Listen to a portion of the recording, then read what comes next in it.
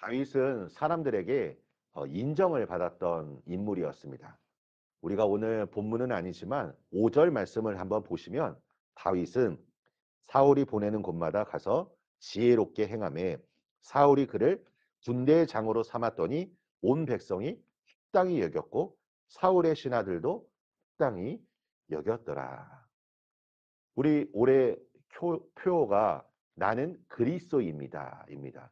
우리가 매일 주일마다 내가 그리스도입니다라는 신앙의 고백과 함께 올 한 해 우리가 이 신앙생활을 하길 원하는데 바라기는 내 자신만 그리스도이라 고백하는 것이 아니라 내 주변에 있는 많은 사람들도 나의 신앙을 보고 당신은 정말 그리스도인이군요. 당신은 정말 예수님의 마음을 닮은 사람이군요. 당신을 통해서 하나님의 사랑이 느껴집니다. 나는 그러한 평가가, 그러한 고백이 우리 안에 들려지기를 간절히 소망합니다. 다윗은 이러한 인물이었습니다. 어디를 가든지 간에 하나님께서 함께 하셨고 하나님께서 그에게 은혜를 베푸셨습니다. 그런데 문제가 하나 있습니다. 6절 말씀을 보십시오.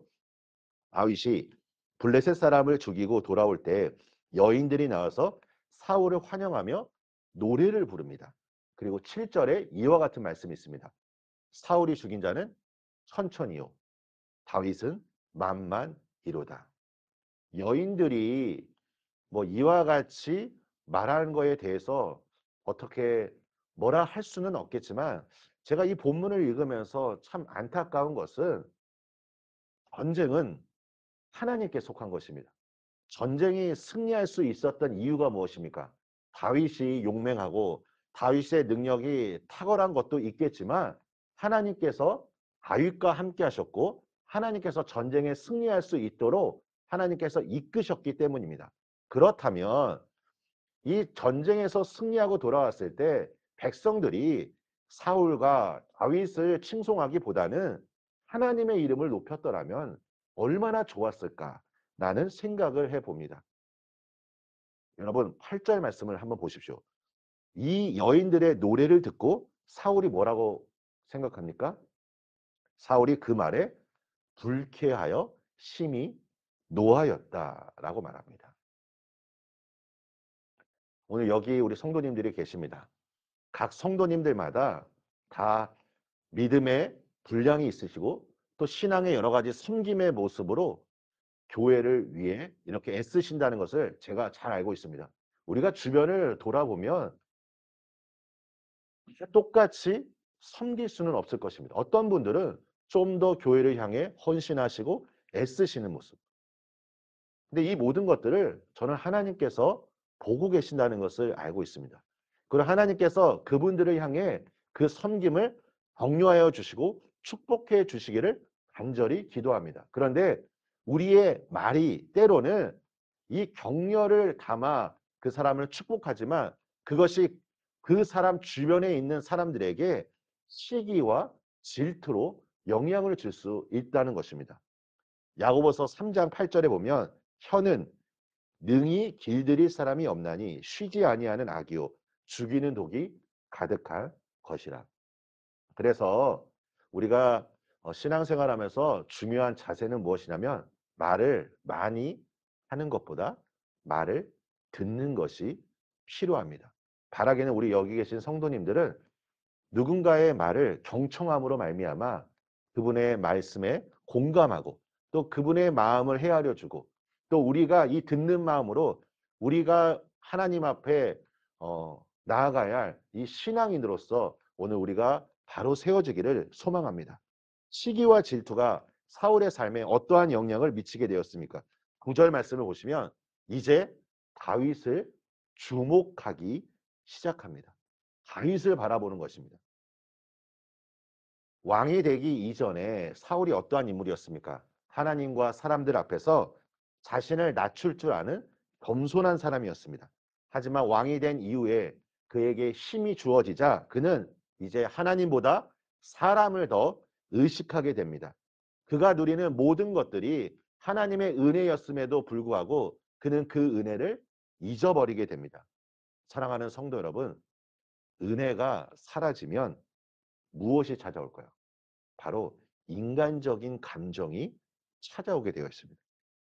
은혜가 사라지자 사울의 마음 가운데 무엇이 지금 녹화하고 있습니까? 시기, 질투, 상한 감정이 그의 마음속에 지금 자라나고 있는 것입니다.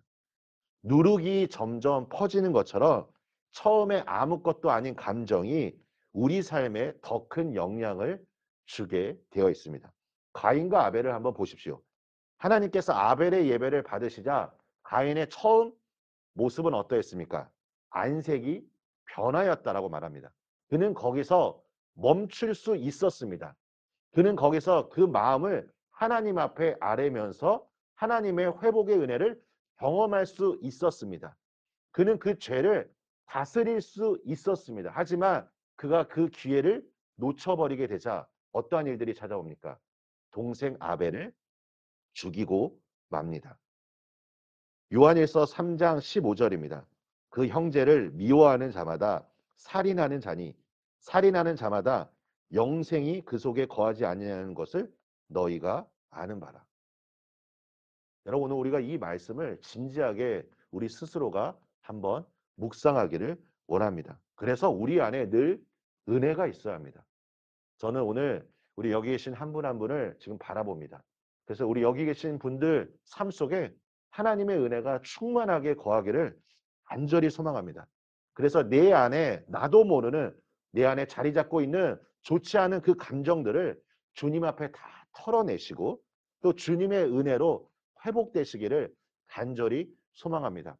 내 옆에 있는 사람들이 아무리 위로한다고 해서 우리가 그것에 해결이 되는 것이 아닙니다. 오늘 이 시간 나를 가장 잘 아시고 나에게 생명을 주신 그 십자가의 사랑으로 말미암아 내 안에 은혜가 다시 한번 새롭게 샘솟으시기를 예수님의 이름으로 소망합니다. 오늘 성경 말씀을 보시면 사울의 손과 다윗의 손을 교차하며 비교하고 있습니다. 한 사람의 손에는 생명을 살리는 수금이 있고 한 사람의 손에는 다른 사람을 죽이려는 창이 있습니다. 한 사람의 손에는 생명을 살리는 수금이 있고 한 사람의 손에는 다른 사람을 죽이려는 창이 있습니다. 우리의 말도 마찬가지입니다. 우리의 말도 사람을 살리는 말이 될 수 있고 어쩌면 사람을 죽이는 말이 될 수도 있습니다. 내가 오늘 예수님의 마음을 품어서 우리 안에 그리스도의 그 향기를 주변 많은 사람들에게 전할 수 있을 것입니다. 사랑하는 성도 여러분, 오늘 주님이 때에 맞는 그 하나님의 말씀을 우리의 입술 가운데 허락하여 주셔서 오늘 우리의 마음이 정말 주님께로 향하여질 때 하늘로부터 주의 놀라운 지혜와 능력이 임하시기를 예수님의 이름으로 축원합니다. 우리 함께 기도하겠습니다. 하나님 아버지 감사합니다. 오늘 이 시간 그 주님의 사랑 안에 머물길 간절히 소망합니다. 오늘 이곳에 계신 한 분 한 분 주님 축복하여 주시옵소서.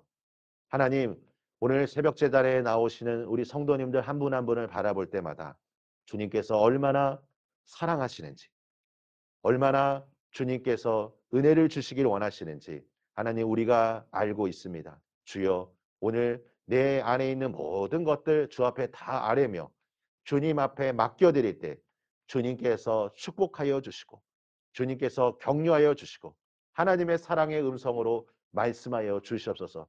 오늘 내가 기도한 모든 제목들마다 하나도 땅에 떨어지지 않고 응답되어 줄 수 있도록 주께서 축복하여 주시옵소서. 오늘 내가 누군가에게 말을 할 때 이 말이 사람을 살리는 말이 되기를 간절히 소망합니다. 아버지 나의 입술을 주님께서 주장하여 주시고 나의 마음 가운데 이 시간 십자가의 보혈의 은혜를 내려 주시옵소서. 은혜가 항상 내 위에 머물 수 있도록 하나님 오늘 나와 함께 동행하여 주시고 그 주님의 사랑 안에서 우리가 모든 일을 행할 수 있도록 축복하여 주시옵소서.